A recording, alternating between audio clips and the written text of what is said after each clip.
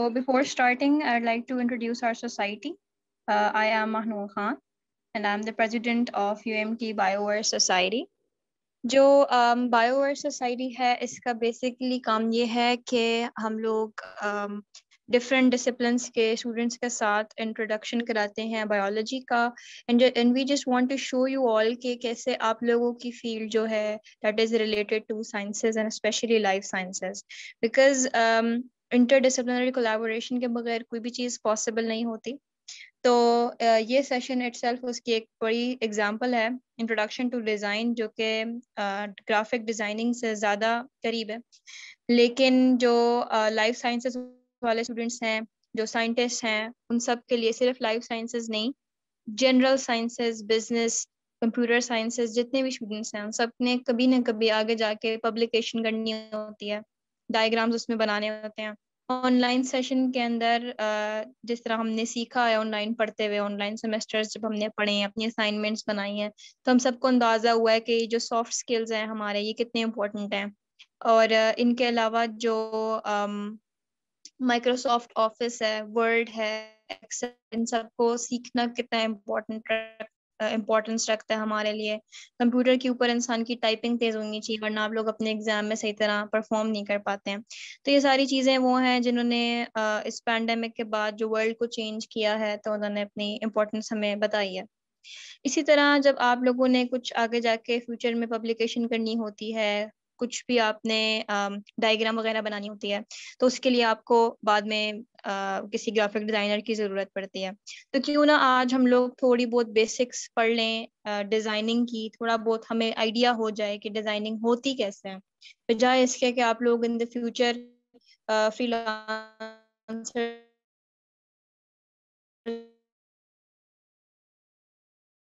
को अप्रोच कर रहे हो। No offense to freelancers, I know a lot of people basics तो इंसान को आनी चाहिए। तो Kokab Imran will be presenting, और कोकब इमरान का इंट्रोडक्शन दे देती हूँ। He is our general secretary, और वो उन्होंने बहुत ज़्यादा वर्कशॉप्स की हुई हैं ऑलरेडी डिज़ाइनिंग की, और उनके पास सर्टिफिकेशन है बाकायदा of Photoshop, I guess. Kokab, I have graphic designing, properly Kokab, described that total. Am I audible to you?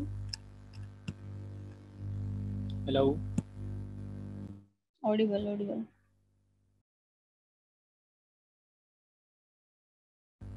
Where's Manur? Okay, sorry, मेरा इंटरनेट फ्लक्चुएट कर रहा था। तो रोमा जो है वो हमारी जो के को होस्ट भी हैं इस मीटिंग में, she is our social media head, जो कि हमारा सोशल मीडिया चला रही हैं, इंस्टाग्राम और फेसबुक। तो अगर किसी का कोई क्वेश्चन वगैरह हो तो वो चैट में जनरली भी सेंड कर सकता है, वो रोमा को प्राइवेटली भी सेंड कर सकता है। रोमा आप लोगों के क्वेश्चंस एड्रेस करेंगी, और Kokab will start presenting. Okay, over to you Kokab. Thank you, Manur. Thanks for my introduction. So let's start our session on introduction to design. As Manur said, that design is the graphic designing is very important in different fields of science, and so we are basically going through three sessions. This is the first session of those three sessions in which we are theoretically describing the terminologies that we use in graphic designing and any kind of art we design. We can use these terminologies in those arts, and after getting these basics, after getting the ideas of basics and the terminology of design, we'll go through the second session, that is designing on the Illustrator. Then we look at the basic tools of Illustrator and software which is used for graphic designing. And in the third session, we'll going through some examples of designing in life sciences or in different kind of designing that we that that we can design in our publications, that we can design in a daily life, from like from we can design the things simply from a simple business card to complex biological designing, just by knowing the terminology and just by knowing how the tools works. So in first two sessions we'll going through the theories of designing, and in next session we'll going through the tools of the graphic designing software. In third session we'll going to implement those tools for designing our required images. So let's start. Manur give you my introduction. I'm Kokim Imran, the Media Secretary of UMT BioWare Society, and currently the research student of Bachelor's of Biotechnology at UMT Department of Life Sciences. So, first of all, before going through these terminologies, the theory of design, we have to look a thing that is basically a design. So, how you can describe a design? If anyone want to define how you can describe a design, raise your hand. How you can describe a design in simple words? Anyone who have an idea of design, please just raise your hand.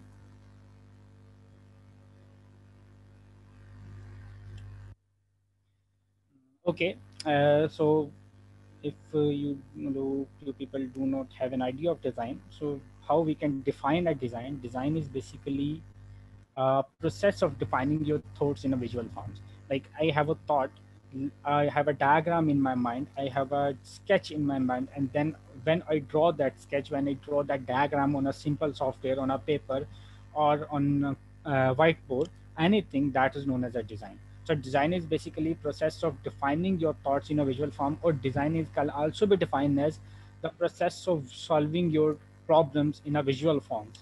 Like if you want to sit, how you are going to sit, you need a chair for sitting, you need a sitting place for sitting. So the chair is basically a design of an instrument that is used to sit on it, that is used to deliver a comfort. So that is the basic definition of design. How you can define that design is not just a sketching. Design is any problem solving solution that you use to that use creativity to solve that problem. So we are going through the design funnel. What is basically a design funnel? Design funnel is basically the elements that we are going to define in designing a special diagram. So first of all, design is consist of lines, shapes, patterns. Design have size, design have textures, and design have colors. So all parameters, line, shape, pattern, size, texture, and color, all these parameters are combined to form a single design that can visualize your thoughts, that can visualize the problem of a solution. So, starting with our first point, line. The line is simply defined in mathematics, in everything. The line is defined as any connection between 2 points. So, there is a line. And in designing, the lines are of different kinds. Like in this case, these are the lines of a designing tool use pens and brushes. So this is basically the line drawn by these pens, and these are the line textures. These are drawn by brushes. You have seen various textures, various lines on a different designing object, different brochures. So basically, those are simply the lines. That is the first basic part of design. How we can draw a line. So line is basically a point, the connection between 2 points. Then what is the specifications of line? What line tells us about your design? So line have the directions like horizontal lines, vertical lines, and oblique lines. Oblique means the lines in random direction. So horizontal lines mean lines in x-axis, and vertical lines mean lines in y-axis. So the horizontal lines in a design, the horizontal lines are defined as the calmness, stability, and tranquility of design. It's tell us the smoothness of design. In case of vertical lines, if we talk about the vertical line give us the balance, formality, and alertness of design. Like in case of a simple roadmap, you draw that roadmap in a horizontal location. But in case of a process, in an industrial process, in any kind of process, you try to draw that industrial process in steps, and those steps are almost written in form of vertical lines. And in case of you need the extra information of that design, you use oblique lines. Oblique lines can be diagonal lines to an axis. Oblique lines can be a random different lines. In this case, like this is an oblique line that is in random direction, not in x-axis direction and not in y-axis direction, and that is a random shape line. So these are the lines that used for suggestions and movement, suggest movement or action of a thing. Like if you have to draw the pathway of a thing, you use oblique lines instead of horizontal and vertical lines. The next element of a design is a shape. So basically, what is a shape? We have defined the line. Line is a connection between 2 points. So when we give that connection a closed loop, a closed structure, that form a shape. So the basic definition of shape is that anything which have width and height is called as a shape, and already described with the multiple combination of multiple lines in a closed loop. Now look at this diagram closely. This is a vase, and that is a black and white diagram of that vase. Remember this diagram because we are going to define the two aspects of the shape. There is the two terminologies which we use in the shape, that is known as negative space and positive space. What is meant by negative and positive space? Remember this diagram? Now, the space which is covering by this diagram, the space which acquired by this diagram, this was is known as positive space because this was is our original element. ये was हमारा original element है जिसको हम लोग design कर रहे हैं. तो बेसिकली हमारा मेजर डिज़ाइन क्या है, ये वॉज है. और हमारी उस वॉज की जो सराउंडिंग है वो हमारा क्या है, वो हमारा सेकेंडरी डिज़ाइन या हमारे पास डिज़ाइन को इन्फोर्स करने वाली स्पेस है. तो बेसिकली वो स्पेस जो हमारा एक डिज़ाइन कवर करता है that is known as positive space. और वो स्पेस जो हमारे डिज़ाइन के अराउंड है उसकी डिज़ाइन की एनवायरनमेंट को क्रिएट करती है that is known as the negative space. Now, please tell me. Here is diagram, the quiz for you guys. Please tell me which one is a positive space section and which one is a negative space section. If you people do not participate in this section, you will not going to learn anything from this because without participating, without knowing the terminologies of these designing, you are not going to grab the big general concepts of graphic designing. Anyone, please? Which section is a positive space and which section is a negative space? You can use your mic.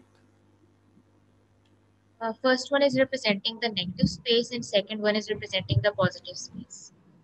Okay. The first one is representing the negative space and second one is representing the positive space. That's correct answer. And but can you please elaborate how you come up with this idea that this is the negative space and this is the positive space? Because the second one is representing positive space कहते हैं. I come up with this idea because the second one is representing the. एक minute. Please raise your hand. Khatija, please raise your hand. Please raise your hand. A person is already talking. Yeah, please continue. The second one is representing the butterfly shape exactly, और जिसे butterfly की exact shape होती है वो represent कर रहा है, जबकि जो first one है उसमें जो dark color है वो represent कर रहा है उसके environment को, और जो shape है वो light color में represent हो रही है. That's great, Zunaira. Now Khatija, please, what's your point? You can share your thoughts. असल में मुझे इसका आइडिया नहीं है, लेकिन फिर भी मैं जैसे आपने बताया कि ये पॉजिटिव स्पेस और नेगेटिव स्पेस जो फर्स्ट और सेकंड है, मैं इसको इस बेस पे कह रही हूँ कि अगर आप राइट साइड पे हैं तो आप उसे पॉजिटिव स्पेस कह सकते हैं, और अगर वो फर्स्ट वाली जो डायग्राम है लेफ्ट साइड पे उसे आप नेगेटिव स्पेस कह सकते हैं.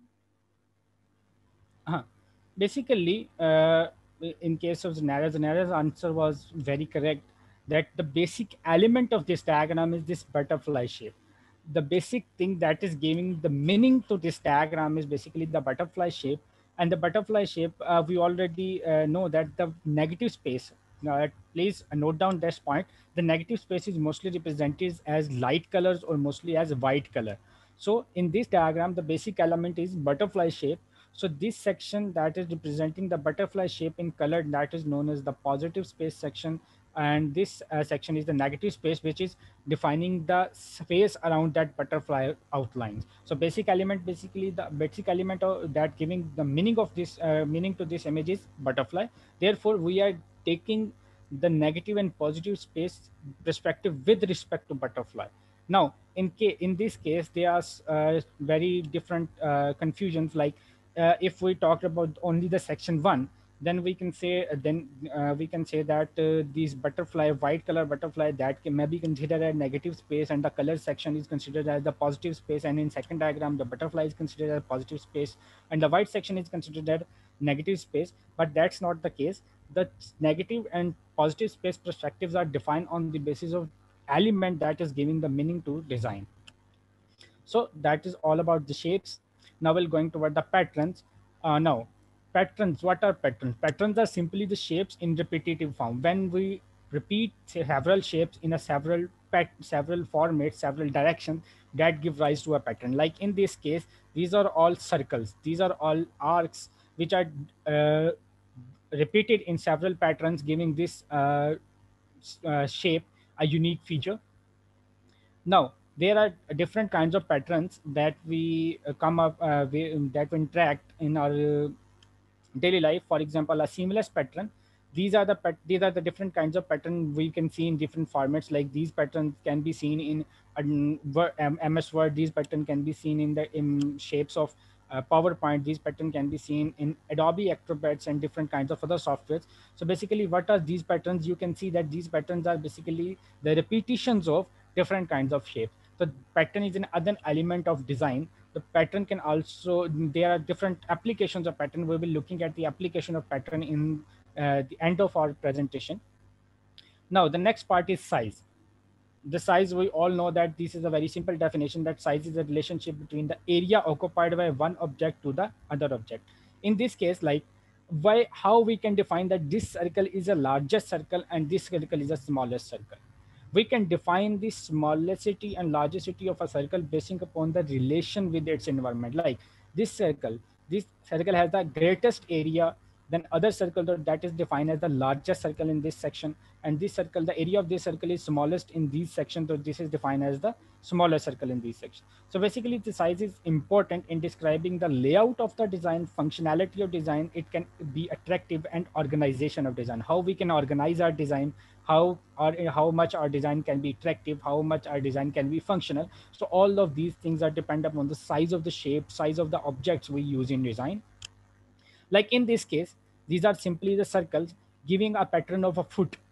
Now, this is basically an infographic design. That is a detailed infographic design just based on the shape of a circle. But these shape of circles are having the different areas, different sizes, giving this unique foot shape to this whole infographic section. So in this way, by varying the design, by varying the size of a thing, we can vary the attractiveness, we can vary the functionality, we can vary the organization of a design. The next thing that is a major problem in our society, and basically in societies mean in academic society working with presentations, we all are do these same things, these same problem with our designing. That is the aspect ratio. Basically, aspect ratio is what how we can define aspect ratio. Aspect ratio is the height and width of an image. The relationship between width and height of an image is defined as the aspect ratio, and it should be maintained. If you do not maintain your aspect ratio of an image, the image will be distorted. Most of these aspect ratio distortions happen in presentation designing.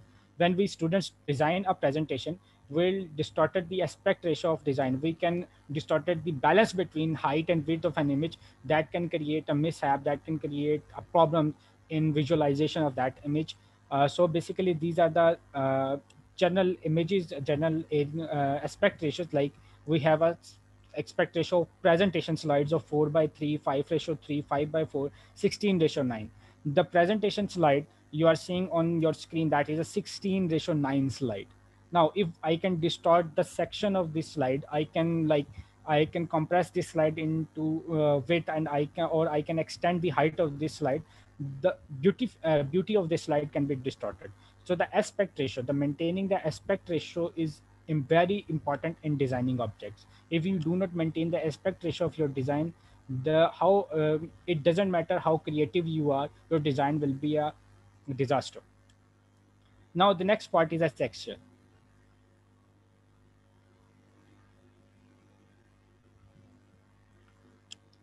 Okay, like I think most of you people having a problem in understanding my English.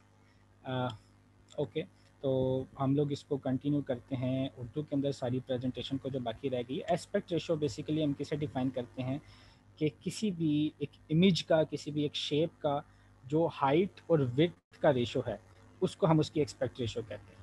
अब aspect ratio अगर हम maintain ना रखें तो क्या होगा? For example, अगर एक इमेज है, उसकी नॉर्मल हाइट और विड्थ हमारे पास क्या है, 4/3। तो अगर आप मुझे ये बताएं कि अगर मैं उसकी हाइट 4 रहने दूं और उसकी जो विड्थ है वो 3 की बजाय 17 कर दूं या 10 कर दूं, तो क्या वो इमेज उतनी ही खूबसूरत रहेगी, उतनी ही ब्यूटीफुल रहेगी जितनी वो 4:3 में थी, कि वो ख़राब हो जाएगी? ऑब्वियसली वो ख़राब हो जाएगी, बिकॉज उसका जो yes yes please you can share your thoughts.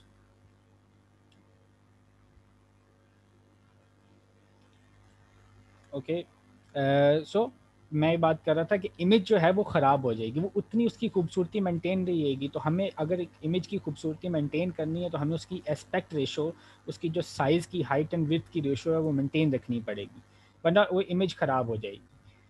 अब ये सबसे बड़ी प्रॉब्लम हमारी जो प्रेजेंटेशन डिज़ाइन जब हम करते हैं, जब हम अपनी प्रेजेंटेशन बनाते हैं यूनिवर्सिटी लेवल पे या किसी भी लेवल पे, हम सबसे बड़ा ब्लंडर उसमें करते हैं कि हम इमेजेस की एस्पेक्ट रेशो ख़राब कर देते हैं। फॉर एग्जांपल, अगर मेरी इमेज का साइज़ इस कॉर्नर से लेके इस कॉर्नर तक है, तो बजाय कि मैं उस इमेज को स्क्वायर फॉर्म में कंप्रेस करूं कि वो इमेज जो है वो मेरी इस फॉर्म में आ जाए कंप्रेस होकर, मैं क्या करूंगा, अगर इस कॉर्नर से इस कॉर्नर तक है तो मैं उसको उसकी विड्थ को क्या करना शुरू कर दूँगा, कम करना शुरू कर दूंगा। इससे क्या होगा, उसकी हाइट सेम रहेगी, विड्थ कम हो जाएगी और वो इमेज बर्बाद हो जाएगी। तो एस्पेक्ट रेशो को आपने मेंटेन रखना होता है।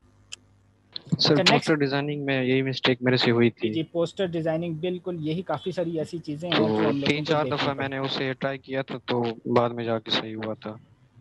जी बिल्कुल। तो यही मैं इस वर्कशॉप का मकसद यही है कि अभी डायरेक्ट मैं आप लोगों को सॉफ्टवेयर की तरफ नहीं लेकर जा रहा, मैं बेसिकली आपको इसीलिए टर्मिनोलॉजी समझाना चाह रहा हूँ कि अगर आप एक बार टर्मिनोलॉजी समझ जाएंगे एक डिज़ाइन की, एक ग्राफिक डिज़ाइनिंग सिस्टम की, तो आप जब डिज़ाइन करेंगे किसी चीज़ को तो आप उस डिज़ाइन को देखेंगे कि वो डिज़ाइन आप का इतना खूबसूरत होगा, जितना खूबसूरत भी होगा, अट्रैक्टिव भी होगा, ऑर्गेनाइज भी होगा, एज़ कम्पेयर टू अगर आप इन टर्मिनोलॉजीज़ को समझे बगैर वो डिज़ाइन करेंगे। सो लास्ट चीज़ है वो हमारे पास, नेक्स्ट चीज़ है टेक्सचर। टेक्सचर हमारे पास बेसिकली क्या है, ये हमारी रफनेस, स्मूथनेस और बेसिकली द 3 डायमेंशनल क्वालिटी है एक इमेज की।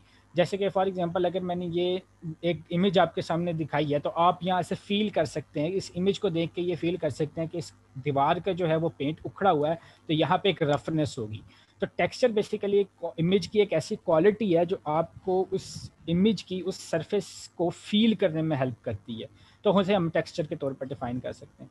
अब हमारे पास क्या है कि हम टेक्सचर रिचनेस ऐड करती है और dimension to your layout with texture. हम लोग क्या कर सकते हैं, जैसे फॉर एग्जांपल ये इमेज है, अगर इसमें मैं ये शेडोज़ वगैरह ना डालूं, जैसे जो शेडोज़ हमारे पास बेसिकली क्या है, ये एक सिंगल इमेज है, हमें कैसे पता, अब ये हमने उभरने का कॉन्सेप्ट कैसे दिया हुआ है, बेसिकली हमने हर एक शेप के नीचे, जैसे कि ये एक हमने रैंडम शेप बनाई है, इसके नीचे हमने शेडो इफेक्ट दिया हुआ है। शेडो इफेक्ट क्या कर रहा है, उसको लिफ्ट कर रहा है नीचे वाली सरफेस से, जिससे हमें वो एक 3 डायमेंशनल इमेज क्रिएट हो रही है, एक रफनेस क्रिएट हो रही है। तो हम क्या कर सकते हैं, टेक्सचर के जरिए ये 3 डायमेंशनल रिचनेस और 3 डायमेंशनल रफनेस जो है वो हम ऐड कर सकते हैं अपनी इमेज के अंदर, जो कि बाकायदा आपको आपके डिज़ाइन के साथ इंटरेक्ट करने में हेल्प करती है। सो अब हम सबसे इम्पॉर्टेंट सेक्शन पर पहुंच गए हैं अपने इस प्रेजेंटेशन के, दैट इज़ ए कलर। आप जितना मर्जी अच्छा डिज़ाइन कर लें, लेकिन अगर आपका कलर बैलेंस अच्छा नहीं है, अगर आप उसको अच्छी तरह से कलर नहीं दे सकते, तो आप उस डिज़ाइन को फिर फेंक सकते हैं लेकिन प्रेजेंट नहीं कर सकते। सबसे बड़ा प्रॉब्लम हमारी यहाँ पे ये एस्पेक्ट रेशो के बाद जो हम सबसे बड़ा प्रॉब्लम करते हैं, हम कलर्स का करते हैं। फॉर एग्जांपल, यहाँ पे कई सारी प्रेजेंटेशंस कई लोगों ने डिज़ाइन की होगी, जिसके अंदर उन्होंने क्या किया था, डार्क कलर है अगर बैकग्राउंड का, तो उन्होंने डार्क कलर बैकग्राउंड के ऊपर डार्क कलर के साथ ही उन्होंने टेक्स्ट लिखा होगा, और जब वो प्रेजेंट करने गए होंगे तो ना टेक्स्ट नज़र आ रहा होगा, ना अच्छी तरह से बैकग्राउंड नज़र आ रहा होगा। अगर अब बेशक आप लोगों ने उसके अंदर बड़ी अच्छी डायग्राम्स डाली हो, लेकिन अगर आपका कलर बैलेंस अच्छा नहीं है तो आपकी उस प्रेजेंटेशन का, आपके उस डिज़ाइन का, आपके उस पोस्टर का कोई फ़ायदा नहीं।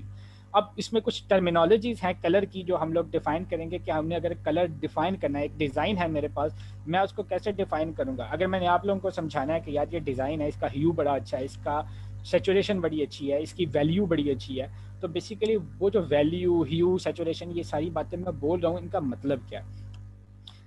ग्राफिक डिज़ाइनिंग में जब हम किसी कलर को डिफाइन करते हैं तो हम उसका ह्यू डिफाइन करते हैं। ह्यू बेसिकली हमारे पास हर कलर का एक स्पेसिफिक स्पेक्ट्रम कोड होता है, जैसे हमारे पास रेनबो स्पेक्ट्रम है, तो बेसिकली सिंगल कलर जब हम उस स्पेक्ट्रम में से निकालते हैं तो उसे हम ह्यू करते हैं। जैसे कि ये रेड, येलो एंड ब्लू, ये 3 एग्जाम्पल्स हैं सिंगल कलर की एक स्पेक्ट्रम में से, इसको हम क्या करें, ग्राफिक डिजाइनिंग में क्या कह रहे हैं, ह्यू कह रहे हैं।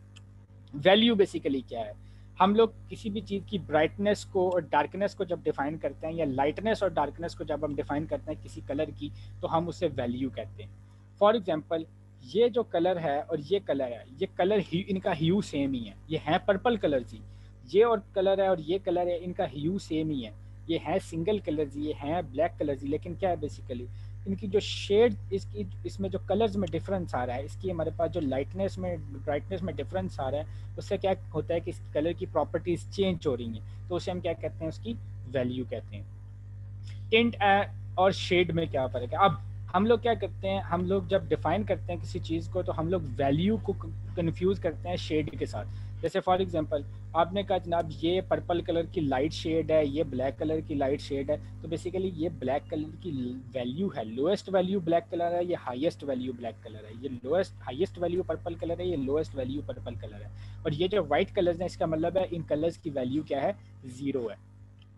तो टिंट बेसिकली क्या है कि जब हम किसी कलर को लाइट करते जाते हैं, जब हम किसी कलर के अंदर वाइट कलर मिक्स करते हैं, जैसे आपने देखा होगा कि अगर आप रेड कलर के अंदर वाइट कलर मिक्स करें तो वो पिंक कलर चेंज हो जाता है। तो बेसिकली एक कलर के अंदर वाइट कलर की कितनी रेशो है, उसको हम कहते हैं टिंट कहते हैं। जैसे कि ये कलर है, इसके अंदर मैक्सिमम वाइट रेशो है, और ये कलर इसमें मिनिमम वाइट रेशो है, तो इसका टिंट सबसे कम है और इसका टिंट सबसे ज़्यादा है। और शेड क्या है, इसका ऑपोजिट है कि ये जो कलर है, इसका एक कलर में जब हम ब्लैक कलर ऐड करते हैं तो क्या करता है कि वो कलर जो है वो डार्क होना शुरू हो जाता है। तो बेसिकली एक कलर कितना डार्क है वो डिफाइन करता है कि उसकी शेड कैसी है। जैसे कि ये हैं दोनों पर्पल कलर ही, अगर आप इसको गौर से देखें तो ये भी आपको पर्पल स्पेक्ट्रम का ही कलर नज़र आएगा और ये भी आपको पर्पल स्पेक्ट्रम से ही कलर नज़र आएगा, लेकिन डिफरेंस क्या है, इसकी शेड्स, इसके अंदर जो ब्लैक की सेचुरेशन है वो कम है, इसके अंदर ब्लैक की सेचुरेशन ज़्यादा है। ये वाली टर्मिनोलॉजी किसी को समझ ना आई हो?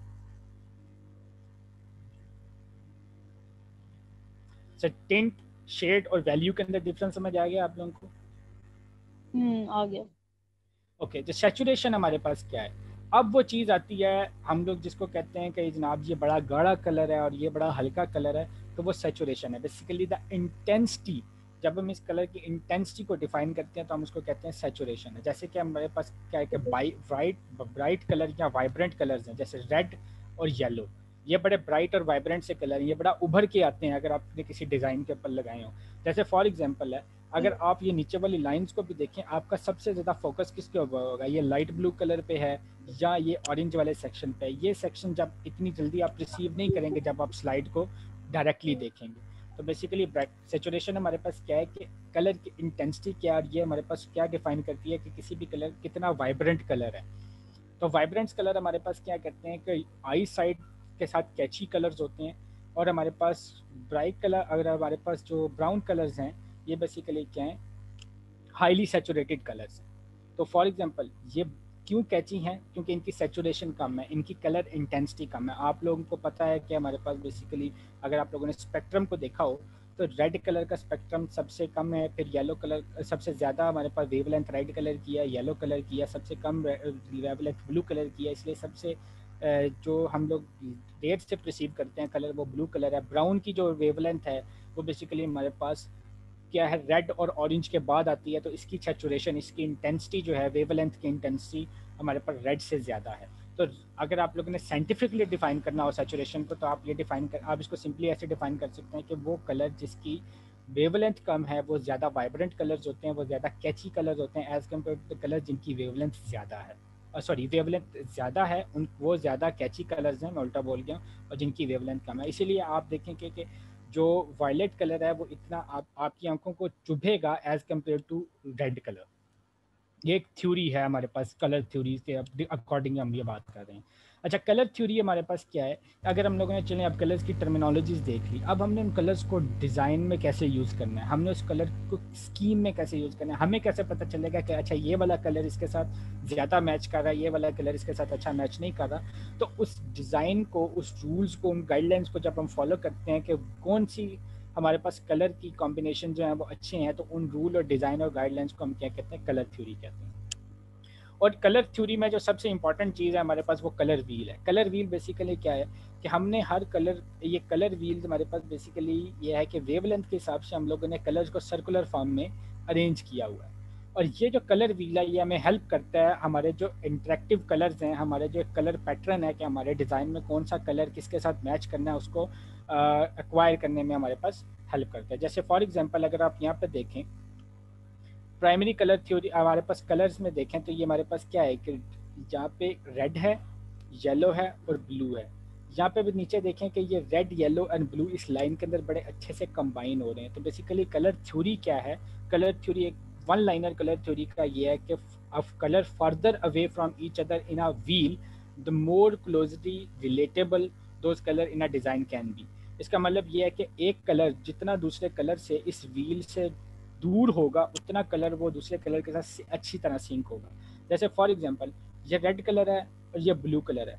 अगर आप रेड और ब्लू ये दोनों बिल्कुल ऑपोजिट कलर्स हैं और ये एक दूसरे से फारदेस्ट हैं 180 डिग्री पे, तो जब आप इन दोनों कलर्स को डिज़ाइन में यूज़ करेंगे तो ये कलर्स ज़्यादा अच्छी तरह उभर के आएंगे एज़ कम्पेयर टू आप रेड को और ब्राउन को यूज़ करना शुरू कर दें, या आप ऑरेंज को और ग्रीन को यूज़ करना शुरू कर दें, या ब्लू और ग्रीन को जब आप यूज़ करेंगे तो ये कलर इतने अच्छी तरह से मैच नहीं होंगे जितनी अच्छी तरह से ये रेड और ब्लू वाला कलर मैच होगा। क्योंकि इसकी कलर थ्योरी हमारे पास क्या कहती है कि जितना एक कलर दूसरे कलर से कलर व्हील के अंदर दूर होगा उतना अच्छी तरह वो दूसरे से सिंक होगा। उसके बाद हम बात करते हैं प्राइमरी कलर्स की। प्राइमरी कलर्स बेसिकली जो भी हमारे पास स्पेक्ट्रम है, जो हमारे पास लाइट स्पेक्ट्रम है उसमें जो मेजर कलर्स हैं उन्हें हम प्राइमरी कलर्स कहते हैं। सेकेंडरी कलर्स क्या हैं कि जब हम प्राइमरी कलर्स को आपस में मिक्स करते हैं, जैसे आपको पता है कि अगर हम लोग ग्रीन और येलो को आपस में मिक्स करें तो हमारे पास ब्लू कलर मिलता है, और इसी तरह हमारे पास डिफरेंट कलर कॉम्बिनेशंस मिलते हैं, तो उन्हें हम क्या कहते हैं, ये सेकेंडरी कलर्स हैं। और इसके बाद टर्शरी कलर्स की बात अगर करें, अभी हमने क्या कहा ग्रीन और ब्लू को, ग्रीन और येलो को हम आपस में मिक्स करेंगे तो हमें ब्लू मिलेगा। तो ब्लू एक क्या हो गया हमारे पास सेकेंडरी कलर हो गया, क्योंकि हमने ये किससे बनाया है, mixture of two primary colour से। अब जब हम इस ब्लू को जो कि सेकेंडरी कलर दोबारा मिक्स करेंगे येलो के साथ या ग्रीन के साथ जो हमने प्राइमरी कलर्स लिए थे, तो उससे जो हमारे पास कलर आएगा उसे हम क्या कहेंगे, वो हमारे पास बेसिकली क्या है, वो टर्शरी कलर। जैसे हम लोग डिफरेंट कलर्स डिफाइन करते हैं, ब्लूइश ग्रीन डिफाइन करते हैं, रेडिश ऑरेंज, ब्राउनिश येलो। तो ये जो ब्राउनिश, रेडिश, ब्लूइश ये जो चीज़ें होती हैं बेसिकली क्या है, ये सारे के सारे टर्शरी कलर्स हैं। ये किसकी कॉम्बिनेशन से बने हैं, एक प्राइमरी कलर जो कि पहले ही लाइट के स्पेक्ट्रम में मौजूद है, और उनके कॉम्बिनेशन से जो एक कलर बनाया था सेकेंडरी कलर, जब उनको हम रिकम्बाइन करते हैं तो उससे जो चीज़ बनती है वो है टर्शरी कलर। ये टर्शरी कलर वाला कॉन्सेप्ट समझ आया सबको? समझ आ गया। ठीक है। अच्छा, लास्ट थोड़ा सा ये सेशन बोरिंग है मुझे पता है, क्योंकि ऑब्वियसली थ्योरेटिकली इस तरह जो है वो सेशन में इंटरेक्ट करना बहुत प्रॉब्लम होता है, लेकिन ये हमारे लिए क्योंकि चीज़ें समझना ज़रूरी हैं तो हम इन्हें इंशाल्लाह मैं कोशिश कर रहा हूँ कि इन्हें जल्दी से वाइंड अप कर दिया जाए। अच्छा, साइमल्टेनियस कंट्रास्ट हमारे पास कलर थ्योरी के अंदर साइमल्टेनियस कंट्रास्ट क्या है? साइमल्टेनियस कंट्रास्ट की अगर हम डेफिनेशन देखें तो वो क्या कहता है, the concept of colour perception based on the other colour surrounding it. अब हम लोगों ने दो कलर्स यूज़ कर लिए। अब अगर इस केस में देखें तो इस केस में हम ये जो सेंटर वाला लाइट ब्राउन कलर है इसको अच्छी तरह से परसीव कर सकते हैं, या इस केस में हम सेंटर वाले ब्राउन कलर को अच्छी तरह से परसीव कर सकते हैं? जो ग्रीन वाला है। ऑब्वियसली ग्रीन वाले में कर सकते। क्यों? ग्रीन कलर बेसिकली वही चीज़ बता रहा है कि साइमल्टेनियस कंट्रास्ट क्या है। ये एक ऐसा परसेप्शन है कलर का जिसमें एक कलर दूसरे कलर की परसेप्शन को सपोर्ट करता है, एक कलर दूसरे कलर को इंटरेक्ट करने में, एक कलर दूसरे कलर को अच्छी तरह से विजुअलाइज करने में क्या करता है, हेल्प करता है। तो उसे हम क्या कहते हैं, साइमल्टेनियस कंट्रास्ट है। और ये साइमल्टेनियस कंट्रास्ट भी किस चीज़ पर बेस करता है, ये कलर थ्योरी पर बेस करता है। जैसे अभी हमने यूज़ किया ना ग्रीन, और बेसिकली क्या हमने यूज़ किया, ब्राउन कलर यूज़ किया। तो ब्राउन कलर हमारे पास इस जगह पर आता है, ब्लैक और रेड के दरमियान आता है। तो ऑब्वियसली जो ब्लैक कलर, जो ग्रे कलर हम लोगों ने यूज़ किया वो बेसिकली किसका टेंट है, किसकी वैल्यू है, ब्लैक कलर की ही वैल्यू है। वैल्यू आप लोगों को याद हो तो क्या है, बेसिकली एक कलर की लाइटनेस और डार्कनेस है हमारे पास। लेकिन as compare to green colour जो हम लोगों ने यहाँ पे यूज़ किया, ये क्या है, यहाँ ब्लैक कलर से फार्दर स्पेक्ट्रम में दूर है। तो ये क्या करेगा, एक अच्छा साइमल्टेनियस कंट्रास्ट प्रोवाइड करेगा किसको, ब्राउन कलर को, as compare to this grey colour. अच्छा, हमारे पास एडवांसिंग एंड रीडिंग कलर्स क्या हैं? अब वार्म कलर्स और ब्राइट कलर्स क्या होते हैं? Basically warm colours obviously the colours which have higher wavelength in spectrum, जैसे कि रेड है, ब्राउन है, येलो है, तो these are known as warm colours. यानी हम डेजर्ट कलर्स भी कहते हैं। अगर आप डेजर्ट में जाए तो वहाँ पे बेसिकली आपको सैंड के साथ जो कलर परसीव मिलेंगे, डॉन का जो कलर है, जो सूरज गुरूब हो रहा होता है, तो those are known as warm colours, जिनकी वेवलेंथ ज़्यादा होती है। और कोल्ड कलर्स हमारे पास क्या होते हैं, या कूल कलर्स हमारे पास वो कलर जिनकी वेवलेंथ कम हो, जैसे ब्लू एक कूल कलर है। तो हमारे पास ये क्या बताया था, warm and bright colour give illusion of being closer to the view within a composition while cool and dull colours appear to be farther away. अगर हम लोगों ने एक 3 डायमेंशनल कंसेप्ट देना है, अगर हम लोगों ने एक 3 डायमेंशनल शेप क्रिएट करनी है, तो उसमें वो कहता है कि जो हम लोगों ने इमेज क्लोज करके दिखानी है, ऑब्वियसली 3 डायमेंशनल आप बना रहे हैं लेकिन होगा तो वो 2 डायमेंशनली, तो जो चीज़ आपने करीब करके दिखानी है उसको आप कोशिश करें कि उसको किस में लिखें, उसको वार्म कलर से रिप्रेजेंट करें, उसको हाई वेवलेंथ के कलर से रिप्रेजेंट करें। और ऐसी चीज़ जो आपने दूर दिखानी है कि ये जो है ये कैमरा से थोड़ी सी दूर है 3D इल्यूजन क्रिएट करने के लिए, तो उसको आप कोशिश करें कि किससे कूल या डल कलर से, ऐसे कलर जिनकी वेवलेंथ कम हो उससे दिखाएं। ये क्लियर है बात? अच्छा, वाइब्रेशंस क्या होती हैं हमारे पास? अब complementary colours of equal saturation and brightness compete with eye for attention when they seen in close proximity with one another। अब अगर किसी को याद हो, एक सैचुरेशन से क्या मुराद था, वेवलेंथ, एक इंटेंसिटी। तो अगर दो कलर्स हैं जिनकी इंटेंसिटी ज़्यादा है, जैसे कि हमारे पास रेड, ये बड़ा ही हाईली सैचुरेटेड कलर है, ब्लू हमारे पास ये क्या है, हाईली सैचुरेटेड कलर है, लेकिन ब्लू इतना सैचुरेटेड कलर नहीं है एज़ कम्पेयर टू ग्रीन। तो हमारे पास क्या है, हमें प्रॉब्लम हो रही है किसको देखने में, ग्रीन और ब्राउन वाला जो सेक्शन है इसको देखने में हमें प्रॉब्लम होगी एज़ कम्पेयर टू ये येलो एंड ये येलो एंड ग्रीन वाले सेक्शन को देखने में हमारे पास आई को स्ट्रगल करना पड़ेगा as compare to blue and orange के सेक्शन को देखने में। इसमें प्रॉब्लम क्या है, बेसिकली ये दोनों कलर्स हाई इंटेंसिटी कलर्स हैं, ये दोनों कलर्स एक दूसरे के करीब आते हैं, तो जिसकी वजह से क्या होगा कि ये दोनों हमारी आई साइड के जो सेल्स हैं, जो हमारी आई है उसकी जो कलर परसेप्शन की प्रॉपर्टी है उसके साथ compete करेंगे, जिससे क्या होगी कि हमारी आई को प्रॉब्लम हो सकती है इन दो कलर्स को डिफ्रेंशिएट करने में, और ये कलर्स हमारी आई में इरिटेटिंग हो सकते हैं। तो वाइब्रेशंस बेसिकली क्या है कि जब दो कलर जिनकी इंटेंसिटी ऑलमोस्ट एक जैसी हो वो आपस में मिक्स होते हैं, तो वो एक दूसरे को compete करते हैं अटेंशन गेन करने के लिए आई की। तो इसलिए हम ज़्यादातर ऐसे कलर्स आपस में यूज़ करते हैं जिनकी वाइब्रेशंस आपस में मैच ना करती हैं। जैसे कि यहाँ पे हमने ऑरेंज यूज़ किया तो उसके पीछे या हम लोगों ने क्या यूज़ कर लिया, ब्लू यूज़ कर लिया, या मैंने जैसे यहाँ पे ऑरेंज वाइब्रेशंस यूज़ की, वाइब्रेशन के लिए ऑरेंज कलर यूज़ किया तो मैंने उसके पीछे वाइट कलर यूज़ कर लिया। तो ये क्या है कि हमारे पास वाइट कलर की सैचुरेशन कम है ऑब्वियसली ऑरेंज कलर से, तो ये इतना हमारे पास आइज़ में इतना इंटरेक्ट नहीं कर रहा, इतना कंपटीशन प्रोवाइड नहीं कर रहा जितना कि ये कलर प्रोवाइड कर रहा है। अच्छा, वेट अब हमारे पास क्या है, वेट सेम कलर इंटेंसिटी है। अब हमारे पास दो चीज़ें आ गई वेट के अंदर। जब हमने बात की वाइब्रेशन की तो हमने वहाँ पे बात की सैचुरेशन और ब्राइटनेस की, यहाँ पर हम बात कर रहे हैं ह्यू और इंटेंसिटी की। अब एग्जांपल ये है कि अगर आपके पास लाइट कलर्स हैं, जैसे ये एक डायग्राम है इसमें सारे लाइट कलर्स हैं, लेकिन एक ये सेंटर में जो कलर है ये आपके बहुत ऑरेंज रेड कलर है, तो आपकी आँख सबसे पहले किस तरफ जाएगी? क्या वो इन लाइट कलर्स को देखेगी या सबसे पहले इसके ऊपर फोकस करेगी, ये जो हमारे पास हाईली इंटेंस कलर है, किसके ऊपर फोकस? अब मोस्टली हमारे पास किसके ऊपर फोकस होगा? हाईली इंटेंस कलर पे, जो रेड है, हाईली इंटेंस कलर के ऊपर। तो हमारे पास जब हमने डिज़ाइन करना हो तो हमेशा यहाँ पे बात याद रखें इसकी अब एप्लीकेशन क्या है वेट की। जब आप डिज़ाइन करें आप ये देखना चाहिए कि यार ये जो चीज़ है ना ये मेरे डिज़ाइन की सबसे इम्पॉर्टेंट चीज़ है, तो कोशिश करें कि उसका कलर या उसका वेट जो है वो बाकी डिज़ाइन से ज़्यादा हो, उसका ह्यू अच्छा हो, उसकी इंटेंसिटी जो है वो बाकी डिज़ाइन से अच्छी हो, ताकि जब एक विजुअलाइज़र है, एक जो पर्सन है वो आपके डिज़ाइन को देखे तो सबसे पहले उसकी नज़र उस जगह पर जाए जो आप उसे दिखाना चाह रहे हैं। तो वेट की सिग्निफिकेंस हमारे पास ये है। इवन देखें ये पूरी की पूरी डायग्राम में एक छोटा सा पोर्शन हमारे पास इस ऑरेंज कलर रेड कलर ने जो है वो लिया हुआ है, लेकिन हमारी आंख सबसे पहले इस छोटे से पोर्शन की तरफ जाती है और बाद में इस पोर्शन को परसीव करती है। तो ये हमारे पास वेट है बेसिकली कि even small amount of a colour can attract the attention of viewer.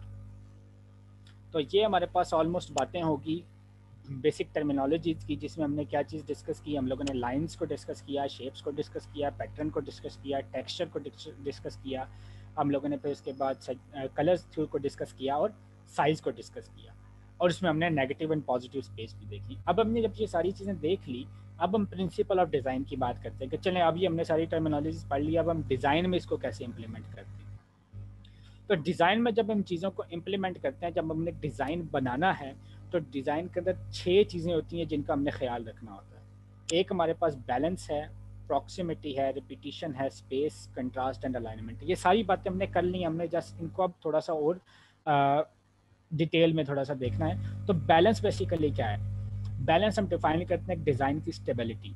For example ये जो डिज़ाइन है जिसके अंदर हमारे पास एक बड़ा सर्कल सेंटर में है, एक छोटा सर्कल जो है वो राइट में है और ये फिर एक छोटा सर्कल लेफ्ट के अंदर है, ये डिज़ाइन बड़ा काम सा डिज़ाइन है, ये बड़ा मतलब आई प्लीजिंग डिज़ाइन है, बड़ा तो क्या है जो हमारे पास सुकून देने वाला डिज़ाइन हम इसे कह सकते हैं। लेकिन फॉर एग्जांपल अगर मैं ये वाला जो शेप है इसको रैंडम शेप रैंडम साइज़ दे दूँ, इसको और डिफरेंट रैंडम साइज़ दे दूँ, फिर इसको ऊपर कर दूँ, इस सर्कल को नीचे ले आऊँ, इस सर्कल को साइड पे कर दूँ, तो वो क्या होगा कि डिज़ाइन में गड़बड़ सी हो जाएगी, वो उतना हमारे पास सुकून देने वाला उतना काम डिज़ाइन नहीं होगा जितना ये है। तो बैलेंस बेसिकली क्या है कि जब हम एक डिज़ाइन की स्टेबिलिटी और उसका जो स्ट्रक्चर है उसे हम बैलेंस कहते हैं। इसकी काफ़ी सारी प्रॉपर्टीज़ हैं, इसकी काफ़ी सारी टाइप्स भी हैं जो हम लोग यहाँ पर डिस्कस नहीं कर सकते। ऑब्वियसली ये एक एक पूरा सेक्शन है जिसके लिए अलग-अलग आप वर्कशॉप्स कर सकते हैं। तो डिज़ाइन में हमारे पास सिमेट्रिकल बैलेंस है, ये सिमेट्रिकल बैलेंस है।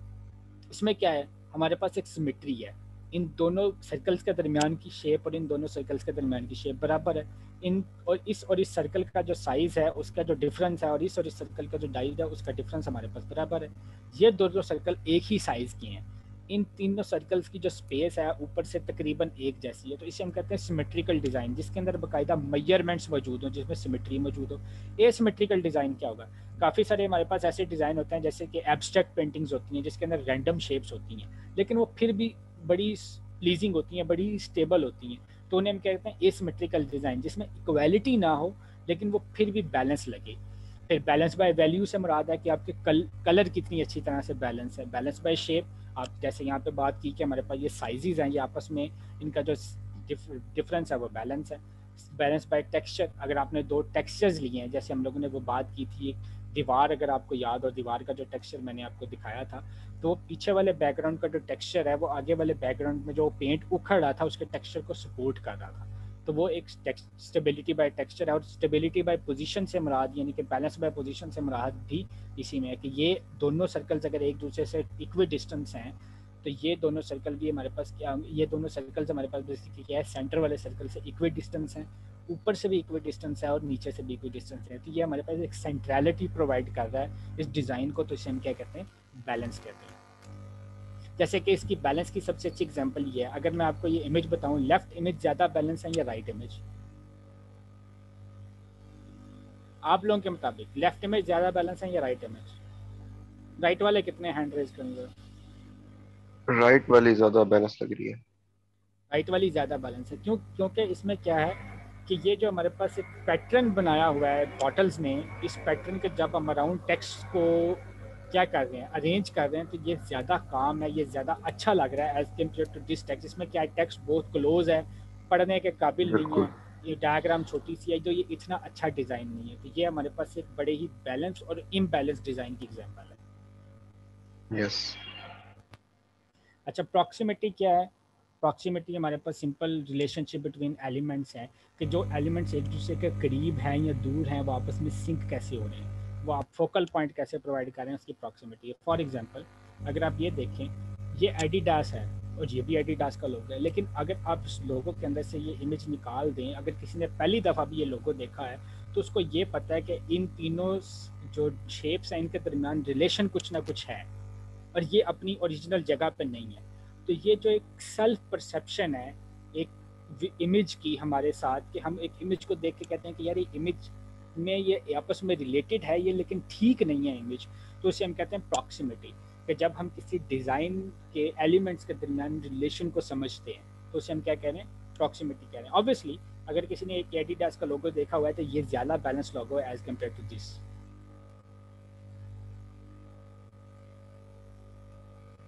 ओके, अलाइनमेंट सिंपली हमें ये पता है कि जब हम किसी भी चीज़ को क्या करते हैं, ऑर्डर में ऑर्गेनाइज करते हैं तो उसे हम अलाइनमेंट करते हैं।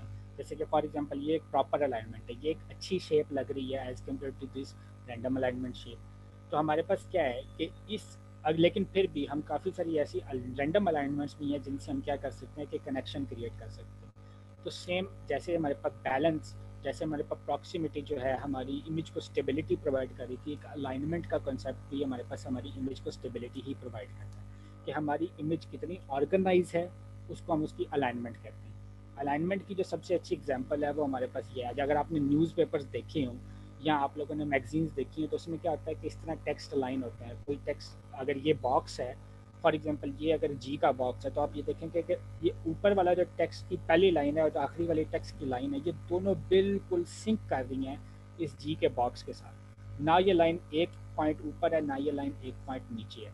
और अगर आप इस टेक्स्ट की बात करें तो बिल्कुल ये इस लाइन के, इस पैराग्राफ के सेंटर में आ रहा है।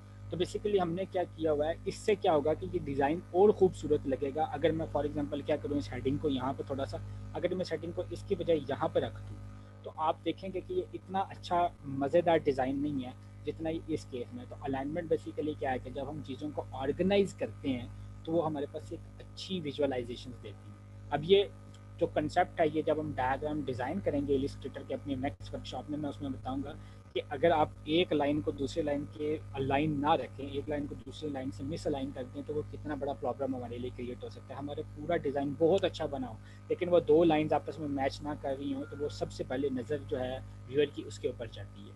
तो हमारे डिज़ाइन में क्या है, बैलेंस बड़ा ज़रूरी है। अच्छा, रिपीटिशन हमारे पास सिंपली क्या है, ये पैटर्न की ही एक एग्जांपल है। तो रिपीटिशन हमारे पास एप्लीकेशन है किसकी, पैटर्न डिज़ाइनिंग की। अब यहाँ पे देखें कि ये इमेज सेम है लेकिन हमने क्या किया, इनका ह्यू और वैल्यूज़ डिफरेंट कर दिए, इसे ग्रेडियंट प्रोवाइड किया और हमने एक ही पैटर्न को बार बार रिपीट किया। तो ये एक बड़ी खूबसूरत सी इमेज हमारे पास क्रिएट होती है। हमारे पास अब क्या है, ये और हमें क्या प्रॉपर्टीज देते हैं repetition, create an association and consistency. Obviously इस इमेज के अंदर एक कंसिस्टेंसी क्रिएट हो रही है, एक खूबसूरती पैटर्न के साथ कंसिस्टेंसी क्रिएट हुई और एक रिदम क्रिएट हो रहा है। रिदम से मुराद क्या है कि आप एक रिपीटिशन क्रिएट कर रहे हैं। अगर मैं आपको कहूँ कि ये वाला अगर आपको मैं ये पैटर्न दिखा दूँ और आपको कहूँ कि इसके आगे ओरिजिनल इसके तरह का पैटर्न ड्रा करो, तो आप क्या कर सकते हैं, सिर्फ इस पैटर्न को देख के आप इस इमेज का रिदम समझ सकते हैं कि यार अच्छा इसके ऊपर भी इस तरह के ही डिज़ाइन होंगे, इसके साइड पर भी इस तरह के डिज़ाइन होंगे, इसके नीचे भी इस तरह के डिज़ाइन होंगे। तो बेसिकली ये एक एप्लीकेशन है पैटर्न की, जिससे आप क्या कर सकते हैं, अपने जो डिज़ाइन है उसका रिदम समझ सकते हैं। कंट्रास्ट हम लोग सिंपली जस्टा पोजिशन, ये हमारे पास एग्जांपल है कंट्रास्ट, सिमिलर एग्जांपल है इसकी बैलेंस की ही एक एप्लीकेशन को हम कंट्रास्ट कहते हैं। तो juxta position of opposing elements, जब हम आप देखेंगे काफ़ी सारे ऐसे अपोजिंग एलिमेंट्स हैं जो आपस में बड़े मिक्स होते हैं, जैसे फॉर एग्जांपल ये साइज़ और कलर, ये आपस में बड़ी अच्छे से मिक्स हो रहे हैं। कंट्रास्ट को वैसे हम लोग डिफाइन करते हैं ब्राइटनेस और डार्कनेस के साथ, उसको भी हम डिफाइन कर सकते हैं। तो कंट्रास्ट में हमारे पास क्या चीज़ है, बेसिकली अपोजिंग कलर्स को जब हम यूज़ करते हैं, जैसे कि हम लोगों ने, मैंने आपको कलर व्हील के अंदर एक एग्जांपल बताई थी कि रेड और जो ग्रीन है ये एक दूसरे के ब्लू और जो रेड है ये अपोजिट कलर्स हैं एक दूसरे के, जो मैक्सिमम 180 डिग्री पे आ रहे थे किसमें, कलर व्हील के। तो जब वो जो बेसिकली उन दोनों कलर्स को हम आपस में कंबाइन करेंगे तो उनसे एक जो बैलेंस क्रिएट होगा उसे हम कहेंगे वो एक कंट्रास्ट है। इसी तरह जब हम लोग हॉरिजॉन्टल एंड वर्टिकल लाइंस बनाते हैं तो उनसे जो एक डिज़ाइन में बैलेंस क्रिएट होता है तो वो डिज़ाइन का कंट्रास्ट है। जिस तरह हमने बैलेंस की बात की थी, इसी तरह कंट्रास्ट की भी हमारे पास डिफरेंट टाइप्स हैं, जैसे कंट्रास्ट इन साइज़, जैसे ये इमेज है इसमें कंट्रास्ट आ रहा है, कलर के साथ कंट्रास्ट आ रहा है। जैसे जैसे हम कलर को लाइट करते जा रहे हैं वैसे वैसे साइज़ को लाइट करते साइज़ को छोटा करते जा रहे हैं, तो इससे एक इमेज के अंदर रिदम क्रिएट हो रहा है, इसके अंदर इमेज के अंदर एक स्टेबिलिटी क्रिएट हो रही है। कंट्रास्ट इन वैल्यू कंट्रास्ट से क्या मुराद है कि इससे और इस कलर में जितना डिफरेंस है वाइटनेस का और डार्कनेस का, यानी कि सेचुरेशन और टिंट का, उतना ही इन दोनों इमेज के अंदर टिंट, शेड और सेचुरेशन का फ़र्क है। तो ये चीज़ हमारे पास क्या है, कंट्रास्ट इन वैल्यू। क्वालिटी कंट्रास्ट जो है सबसे ज़्यादा हम इससे फेमिलियर हैं, हम लोगों ने काफ़ी जो है वो फ़िल्टर देखे हुए हैं, ऐसे ब्लर करने वाले फ़िल्टर के, हमारा मुंह सही नज़र आ रहा होता है लेकिन बाकी साइडों पे चीज़ें ब्लर होती हैं, तो उससे हम कहते हैं कंट्रास्ट इन क्वालिटी। उससे क्या होता है कि हमारी जो फेस इमेज है वो ज़्यादा उभर के आती है उस पूरे डिज़ाइन के अंदर एज़ कम्पेयर टू बैकग्राउंड। अब कंट्रास्ट इन वेट भी सेम एग्जाम्पल है, जब आप हमारे पास दो ऐसे कलर यूज़ करते हैं जिनकी इंटेंसिटी सेम है तो आप कोशिश करेंगे कि उन कलर्स को वाइब्रेंट यूज़ करें, ऐसे कलर्स को यूज़ करें जो आपस में वाइब्रेंट हों, सिंक होते हों, तो उसे हम कहेंगे कंट्रास्टिंग वेट। कंट्रास्टिंग प्लेसमेंट से मुराद ये है कि आप इसकी पोजीशन कहाँ रख रहे हैं, और कंट्रास्टिंग टेक्सचर से मुराद ये भी सेम ही है कि जब आप दो टेक्सचर्स को ओवरलैप करते हैं तो वो कितनी अच्छी तरह से एक दूसरे के साथ सिंक हो रहे हैं। स्पेस, हम लोगों ने नेगेटिव और पॉजिटिव स्पेस की बाद में बात कर ली। स्पेस हमारे पास, इसकी सिंपल डेफिनेशन क्या है, space is art refers to the distance और area between, around, above, below and within the element. जैसे फॉर एग्जांपल ये चीज़ है, अब ये बनी किससे है? 3 कलर से बनी है। अगर आप इस एलिमेंट को अलग-अलग देखना शुरू करें तो ये कोई मज़ेदार सी शेप नहीं बन रही। फॉर एग्जांपल अगर ये नीचे नोज़ का एक एलिमेंट प्रेजेंट हुआ है, अगर आप इसको अलग एक इमेज पे एक अलग पेज पे देखो, आपको नहीं समझ आएगी कि यह क्या चीज़ है। आप इस जिन लिप्स की एक शेप बनाने की कोशिश की है, इसको एक अलग पेज पे देखो, आपको ये चीज़ समझ नहीं आएगी कि ये हमारे पास क्या चीज़ बना रही है। आप इसको आइज़ को अलग देखने की कोशिश करो, आपको नहीं समझ आएगी कि पूरा डिज़ाइन क्या है। लेकिन अब ये डिज़ाइन पूरा फेस भी नहीं है, पूरा एक बर्ड भी नहीं है, पूरा नोज़ भी नहीं उन्होंने क्रिएट किया, पूरी लिप्स भी क्रिएट नहीं करी है, तो लेकिन इमेज जो है वो हमारे पास एक बड़ी अच्छी परसेप्शन दे रही है कि ये एक फेस की परसेप्शन। तो ये किस वजह से दे रही है कि हमने क्या किया हुआ है, इन चीज़ों का डिस्टेंस, इनकी नेगेटिव और पॉजिटिव स्पेस को बैलेंस रखा हुआ है। अब इस केस में नेगेटिव और पॉजिटिव स्पेस क्या है हमारे पास? इस केस में हमारे पास जो नेगेटिव स्पेस है बेसिकली हमारा बैकग्राउंड है, और ये जितने भी डार्क एलिमेंट्स हैं जैसे लिप, नोज़, ये हमारे पास सपोर्टिंग एलिमेंट्स हैं। जो मेजर एलिमेंट है वो हमारा यहाँ पे ये बर्ड है। बर्ड की जो डिज़ाइन है ये हमारा मेजर एलिमेंट है। उसको एक अच्छी विजुअलाइजेशन देने के लिए, एक अच्छा और एक उसे क्या कहते हैं विजुअली अपीलिंग डिज़ाइन बनाने के लिए हमने एक नोज़ और लिप्स का एडिशन किया, फिर हमने उसको ब्लैक बैकग्राउंड के ऊपर डिज़ाइन किया। तो इससे क्या हुआ, ये इमेज बड़ी अच्छी तरह से सिंक हो रही है अपने बैकग्राउंड के साथ। लेकिन अगर इसका बैकग्राउंड चेंज करके मैं ब्लू कर दूँ, रेड कर दूँ, या मैं क्या करूँ कि इस इन कल जो हमारे पास बर्ड है इसका कलर कुछ और चेंज कर दूँ या इसकी पोजीशन चेंज कर दूँ, तो ये इमेज हमारे पास उतनी अच्छी नज़र नहीं आएगी जितनी ये इस वक्त नज़र आ रही है। तो ये हमारे पास लास्ट एलिमेंट आप कह सकते हैं, लास्ट प्रिंसिपल है डिज़ाइन का जो हम यूज़ करते हैं। अच्छा, ये यहाँ तक हमारे पास जो है वो हमारी क्रिएट होगी। ज़्यादातर ये थ्योरेटिकल पोर्शन था जिसमें हमें टर्मिनोलॉजी समझनी थी। इंशाल्लाह नेक्स्ट सेशंस में हम इनकी एप्लीकेशन देखेंगे। कॉग्निटिव मुझे समझ आ गया कि ह्यू क्या है, मुझे ये भी समझ आ गया कि स्पेस क्या होती है, मुझे ये भी समझ आ गया कि वैल्यू क्या होती है, लेकिन अब मैं इन्हें यूज़ कैसे करूँगा। तो उसके लिए इंशाल्लाह हम लोग नेक्स्ट सेशन में जब हम अपना प्रैक्टिकल सेशन स्टार्ट करेंगे अडोबे इलस्ट्रेटर के ऊपर, तो हम कोशिश करेंगे कि नेक्स्ट वीक में किसी भी दिन जो है वो हम लोग सेम टाइम के ऊपर वो सेशन अरेंज करवाएँ। तो यहाँ तक अगर किसी का कोई क्वेश्चन है या किसी को कोई बात समझ नहीं आई तो वो पूछ सकता है।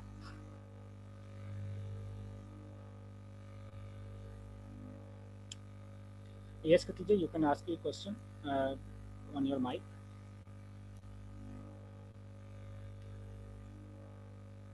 जी कोकब, yes में it was very well and represented session. इसके अंदर एक खदीजा का क्वेश्चन है कि she said that I have a question about negative and positive space, that is, can one picture have more than one positive and negative spaces? Kindly elaborate this with an example.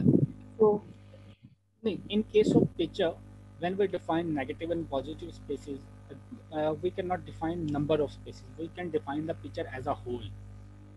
So when we design a picture as a whole, the general elements of a picture, the elements which are giving meaning to a picture, एक design जो एक image को मतलब provide कर रहा है ना, उसको हम लोग उसकी पॉजिटिव स्पेस कहेंगे। और पॉजिटिव स्पेस हमारे पास टेक्स्ट ज़्यादातर यूज़ होती है जब हम लोग इलिस्ट्रेशन बनाते हैं, कोई आर्ट डिज़ाइन करते हैं, कोई डायग्राम बनाते हैं, तो उस डायग्राम में ऑब्वियसली वो हर चीज़ जो है वो एक होगी। हाँ, अगर आपके पास मल्टीपल कलर शेड्स हैं तो आप आप इन अ सेंस कह सकते हैं कि उसके अंदर मल्टीपल डिफरेंट स्पेसेस हो सकती हैं, लेकिन general positive and negative space single ही होती है। बेसिकली ये बैकग्राउंड और डिज़ाइन का कॉन्सेप्ट है कि आपका बैकग्राउंड आपकी नेगेटिव स्पेस है और आपका डिज़ाइन आपकी positive space. okay, thank you so much Kokob, and I hope Khadija your query is cleared out. And if anyone has any other questions, kindly let me know in the chat section within 2 to 3 minutes so that we can sum up the session.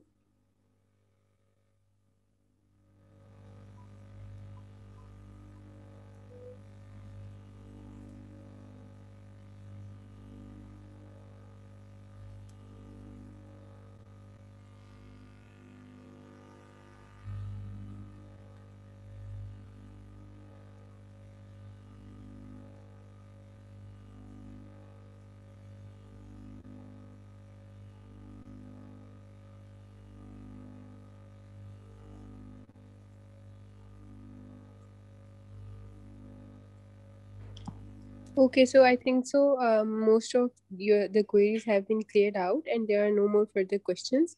Thank you so much, Coco, for this very well informative session, and it helped us a lot to learn about the basic terminologies of design and illustrations. I hope further sessions we can learn more by you.